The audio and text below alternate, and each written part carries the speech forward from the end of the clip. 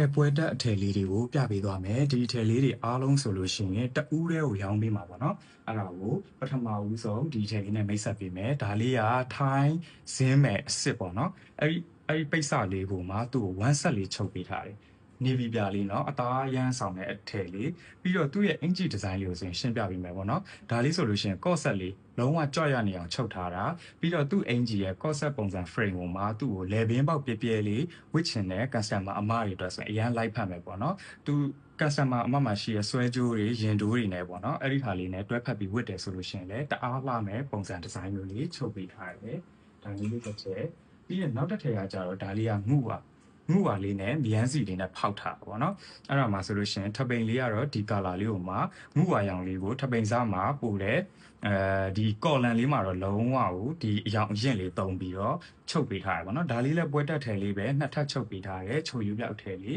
နောက်ချမ်းဆိုလို့ရှိရင်လည်းလုံးဝကြော့ကော်လာနော်ဒီလိုမျိုးလေးဒီဇိုင်းတစ်ထည်ပါမယ်ဒီတစ်ခေါက်တော့အ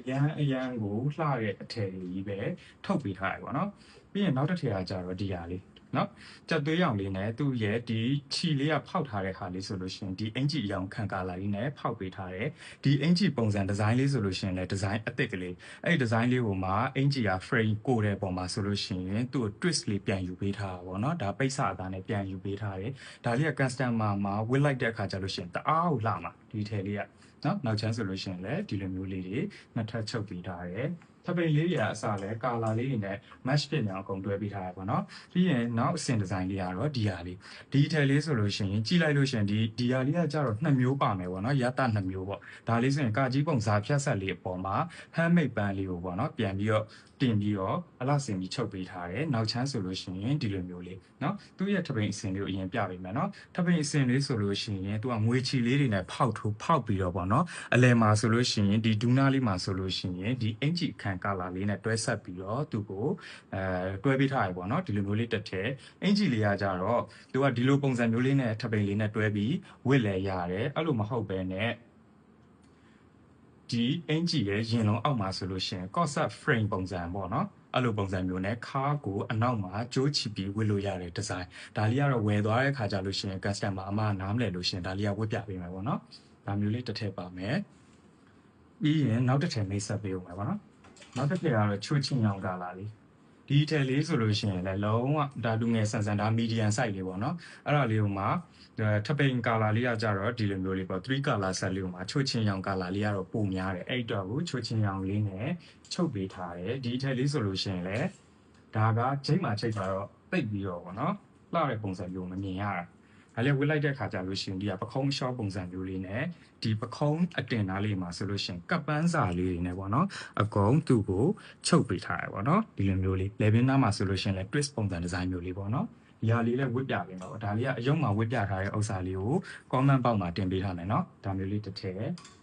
်ပြီးရင်နောက်တစ်ထည်ကကြတော့ဒီရောင်းတဲ့အထည်ထဲမှာဆိုလို့ရှိရင်ဒီအထည်ပိတ်စနဲ့အရန်တန်နေပေါ့နော်ဒါဆိုလို့ရှိရင်တက်တင်းစာအစ်စ်ကလေးနဲ့ထည့်ချုပ်ပေးထားတယ်အင်ဂျီဒီကတော့ထပိန်အစင်ကာလာလေးပေါ့နော်ဒါလေးနဲ့ဒီလိုမျိုးလေးတွဲပေးထားရပေါ့နော်ဒါဆိုလို့ရှိရင်လုံးဝပပကြည်ကြည်လေးဝစ်ချင်တဲ့သူတွေအတွက်အထဲမှာဆိုလို့ရှိရင်သူက concept ပုံစံဒီဇိုင်းကိုပြန်ပြီးတော့သူ့ကိုတက်တင်းစာလေးနဲ့အကုန်ပြန်ပြီးတော့အုပ်ပေးထားတာဒီ concept မှာဆိုလို့ရှိရင်လည်းပိုက်ပင်ကြိုးလေးနဲ့ပေါ့နော်အကုန်လုံးမြင်နေရတယ်ပေါ့နော်ဒါလေးအသေးချာကြည့်ပြီးတော့ဒီပညာသားပါတဲ့အထည်လေးပေါ့နော်ဒီအထည်လေးဆိုလို့ရှိရင်လည်းအရန်လောက်ဝင်ပါတယ်ဒီလိုအထည်လေးတွေဆိုလို့ရှိရင်ဒါပွက်တော့မှာတကယ် luxury sensor အထည်လေးပေါ့နော်ပြီးရင်နောက်တစ်ထည်ကကြတော့ဒီဟာလေးဒါလေးကကြတော့ဒီထပိန်အစင်လေးမှာဆိုလို့ရှိရင်အဖြူရောင်နဲ့ပန်းရောင်လေးကိုသူကကာလာဖောက်ထားတဲ့အတွက်အင်ဂျီလေးကိုကြတော့အောက်ခံကသူ့ကရင်ခံမဟုတ်ပဲနဲ့သူကလက်ပြက်လေးနော်လက်ပြက်လေးကိုမှအပေါ်ကပြင်သစ်စာလေးကိုပြန်အုပ်ပြီးတော့ချုပ်ထားရပါတော့ဒါလေးဆိုလို့ရှိရင်လည်းလုံးဝဘူဆန်ဆန်လေးပဲနောက်ချမ်းဆိုလို့ရှိရင်ဒီကထုတ်သီးတော့မတက်ရသေးဘူးဒါထုတ်သီးလေးလည်းတက်ပြီးမှာနော်ပြီးရင်ဒီခါအောက်နာလေးမှာလည်းအမိတ်လေးနဲ့အစီအစဉ်တကြလေးလုပ်ပေးထားတယ်sequence တွေလည်းလုံးဝမကြိုက်ဘူးရိုးရိုးရှင်းရှင်းပုံစံဒီဇိုင်းမျိုးလေးတွေပဲလိုချင်တယ်ဆိုလို့ရှိရင်ဒါလေးယူပါပြီးရင်ဒါကတော့လုံးဝခက်ဟော့ဒီဇိုင်းလေးပဲเนาะ ဒါလေးကလူငယ်ဆန်ဆန်လေးဝတ်လို့ရမယ်ပုံစံမျိုးလေးပေါ့နော်သူကကြတော့ one set ကိုသူကခြီသားလေးပေါ့နော်ခြီသားလေးကိုမှအတိုင်အဖောက်ကလေးနဲ့ရက်ထားတဲ့ပုံစံလေးကိုမှကြော့ကော့နေအောင်ချုပ်ပေးထားတယ်သူ့ရဲ့တကိုင်းကျိုးရဲ့အပေါ်မှာဆိုလို့ရှိရင်သူ့ကိုဒီဟာဆိုလို့ရှိရင်ကော်ချောင်းသေးလေးတွေအကုန်နင်းပေးထားတာပေါ့နော်သူ့ရဲ့ချင်အောင်စာအပေါ်မှာပေါ့နော် sport စာလေးပေါ်မှာလုံးဝလှနောက်ချမ်းဆိုလို့ရှိရင်လည်းလုံးဝတိပနေအောင်သူ့ကိုချုပ်ပေးထားရပေါ့နော်ဒီလိုအထည်ဆိုလို့ရှိရင်ပုံမှန်ရိုးရိုးအိုင်တော့မှမချုပ်ပေးဘူးပေါ့နော်မချုပ်ပေးဖြစ်ဘူးဒါမျိုးလေးတွေတစ်ထည်ပါမယ်ပြီးရင်နောက်ဆုံးတစ်ထည်ပြတယ်ပေါ့နော်နောက်ဆုံးတစ်ထည်လေးကခုနပိတ်စလေးနဲ့တော့အစင်တူတူပဲဒါလေးလဲ one set ပဲ one set မှာသူကအပေါ်ကခြုံလွာလေးအဲ့ဒီခြုံလွာရဲ့အပေါ်မှာဆိုလို့ရှိရင်ဒီက handmade band လေးတွေနဲ့ဒီ handmade ဒီဟာပေါ့နော်ဒီ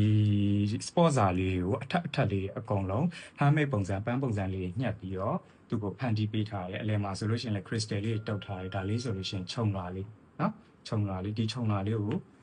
ဖယ်ပြမယ်နော်အဲ့ဒီခြုံလွာလေးရဲ့အောက်မှာဆိုလို့ရှိရင်သူကတကိုင်းကျိုးလေးပါမယ်အဲ့တကိုင်းကျိုးလေးပါရမှာဒီဟာ jig လေးနဲ့ပေါ့နော်ဒီမှာ city jig ပုံစံလေးတွေနဲ့အကုန်လုံးတွေ့ပေးထားရပေါ့နော်အဲ့ဒီဒီဟာလေးဆိုလို့ရှိရင်အခုနောက်ပိုင်း trend ဖြစ်နေတဲ့ပုံစံဒီဇိုင်းမျိုးလေးကိုချုပ်ပေးထားတယ်ဒါလေးကone set လေးပါဒီအထည်ကအလုံးပေါင်း1 2 3 4 5 6 8 9စုံပေါ့နော်ဒီ9စုံကိုကြိုက်နဲ့တက်တယ်ဆိုလို့ရှိရင် page 6ပေါက်မှာဈေးလာမေးလို့မြင်မြန်လို့ရပါတယ်ကြည့်ရှုပေးတဲ့ကြောက်ချင်းစီတိုင်းကိုကျေးဇူးတင်ပါတယ်